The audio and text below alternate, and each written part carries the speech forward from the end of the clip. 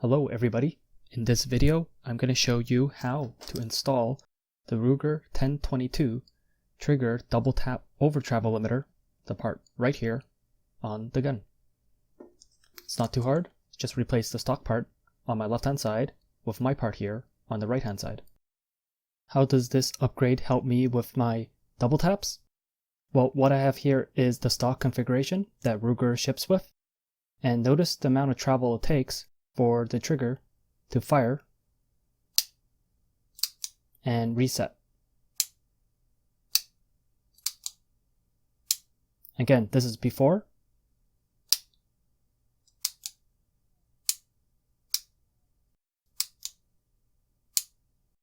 and after. Notice how little the trigger has to move in order for it to fire and reset.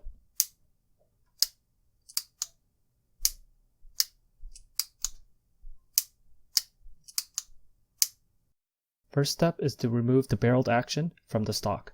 I've already made a video showing how to do that. I'll leave a link in the description below. And with a little bit of editing, there you go.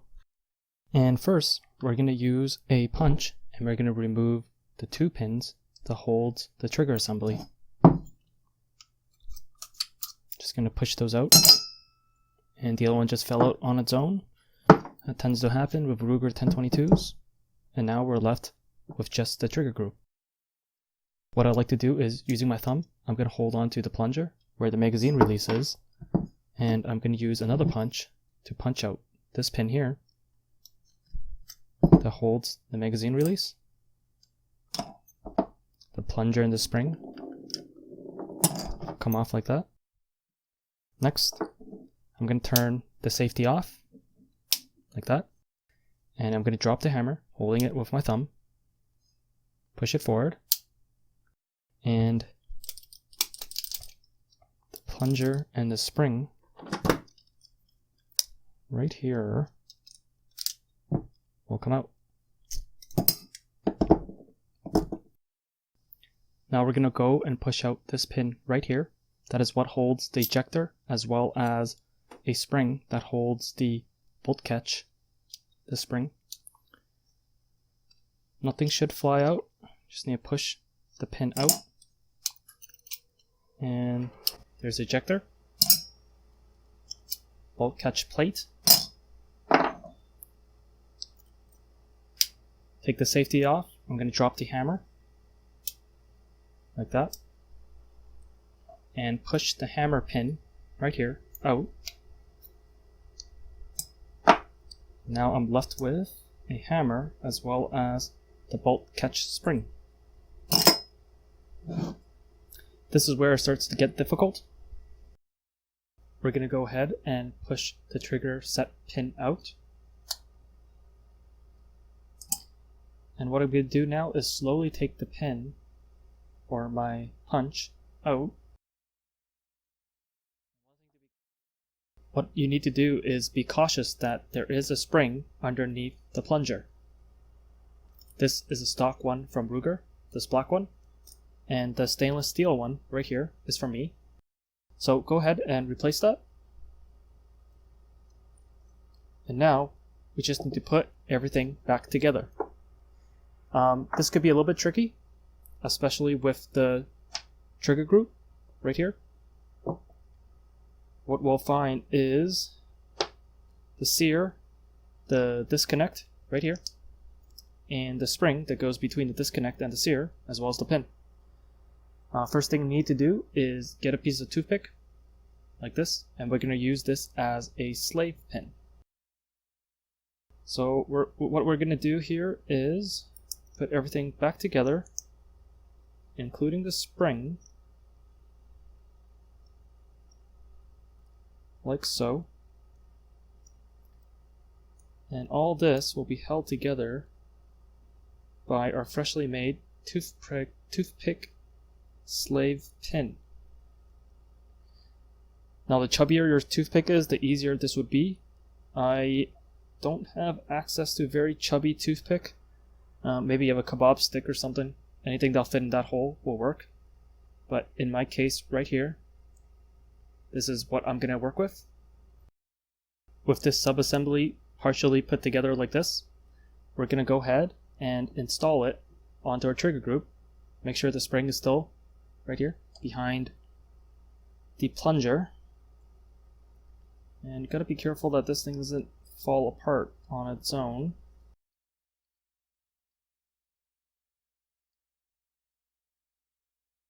Like so. Now what I'm going to do here is I'm going to use a very small drill bit. Mine's a 1/16 inch. And I'm going to try to push the toothpick out with my drill bit and have everything held together with my drill bit. If you have a small punch, that'll work as well.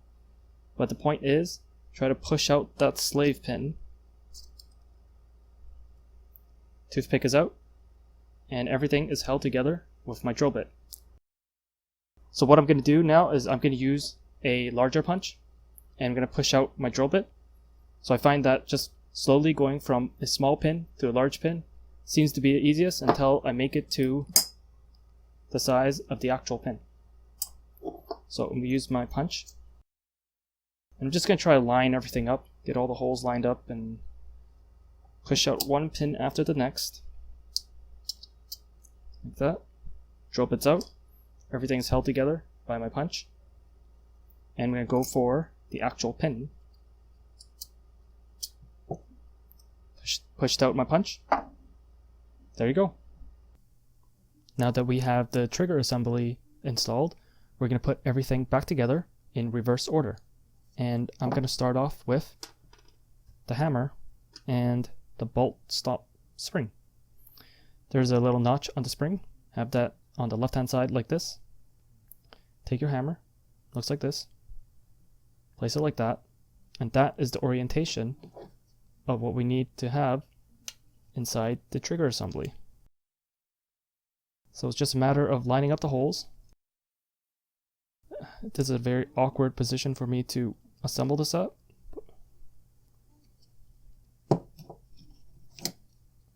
Just like that. And then I'm going to take the hammer, spring, and plunger.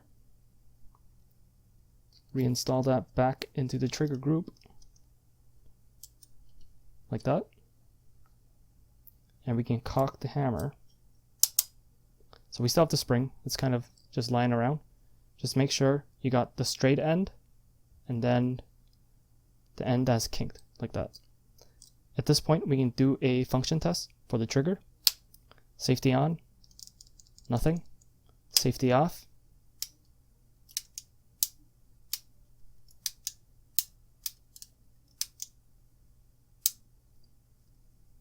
Next, what we're going to do is make sure the bolt catch spring is on the right hand side, both of them. So the straight end and the kinked end, like that. And we're going to install our bolt stop plate. Just fish that in like so. We're going to take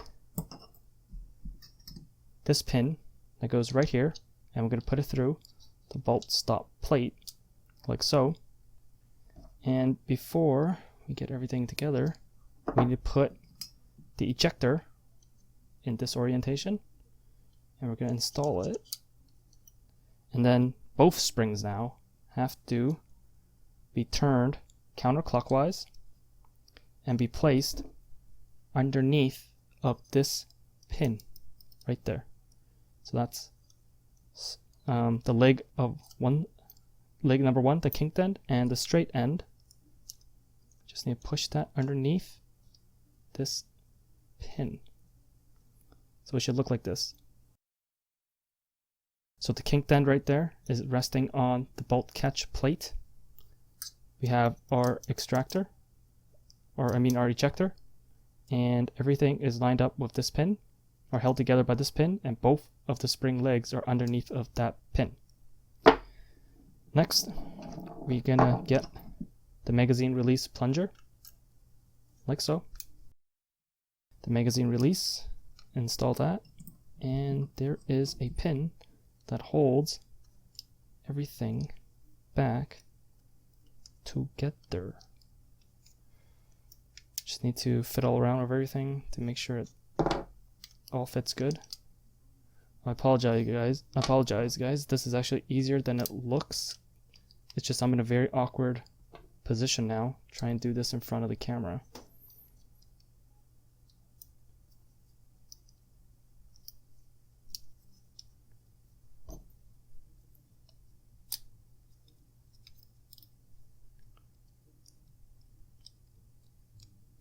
There you go. Just like that. So to sum it up, this pin here holds the trigger subassembly. This pin here holds the bolt catch plate as well as the magazine release. This pin here is the hammer pin. And this pin here holds the ejector as well as the bolt stop plate, and also holds down the spring for the bolt catch plate. So this spring right there. Last step, install everything back onto the receiver with the pins, like so. And with a little bit of magic, assembly has been completed. As per YouTube's new firearms policy, I cannot tell you where you can purchase this upgrade, nor can I tell you how much it costs, and I definitely cannot leave a link in the description below. However, what I can tell you is that my name is Kay, the name of my channel is Created by Kay, and this is the Ruger 1022. In a completely unrelated note, Google is the world's largest search engine. That's it, everybody. Comment, like, share, and subscribe, and I'll see you guys next time.